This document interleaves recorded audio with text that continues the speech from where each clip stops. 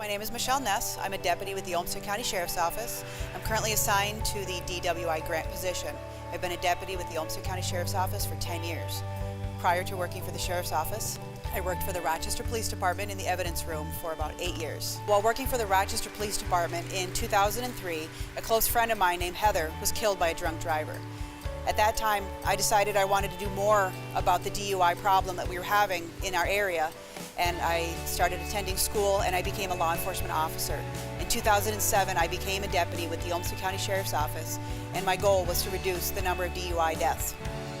Several years later, when this grant became available, I knew that I would have the opportunity to change lives. For the people that get arrested, I understand it's the worst day of their life. They don't want to be arrested, they don't want to go to jail, they're having a lot of consequences. However, I realized that by arresting that one person, I could have stopped a crash. I could have stopped someone getting in a crash, hurting someone, hurting themselves. DUI crashes are hurting families, or tearing families apart, ruining lives. And I just wish that more people would just think ahead and catch a sober ride home and don't drink and drive. Michelle's done an excellent job. One with keeping the motivation going to do this job. It's very fatiguing and tiring, constantly looking for the little things that that are exhibited during driving behaviors, to be able to find the impaired drivers, so that she's looking for the small things that drivers are doing wrong, to be able to put together the puzzle that someone might be impaired. It takes a lot out of her. It's long shifts. She frequently has to go to court during the day and then come back and work a long shift at night. The DWI case law has changed so much in the last couple of years. She was part of the DWI officer grant program, and she was able to stay on top of this and be able to be a leader for our department, to be able to provide best practices and to be able to explain how our processes were changing before we eventually had case law. The state looks at statistical data to be able to come up with the prime times to be able to do extra enforcement.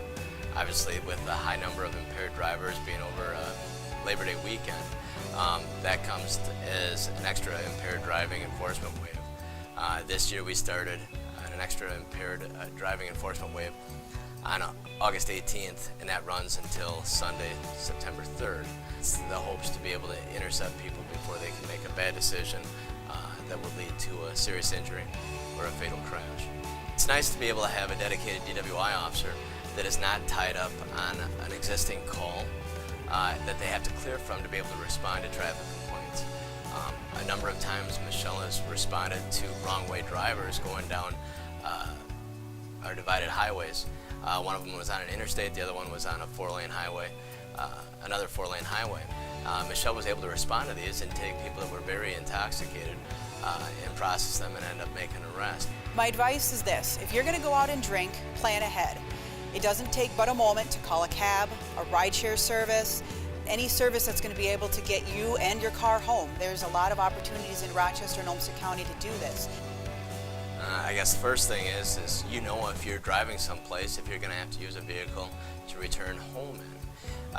Have your plan made up of how you're going to get home before you even start to consume alcohol.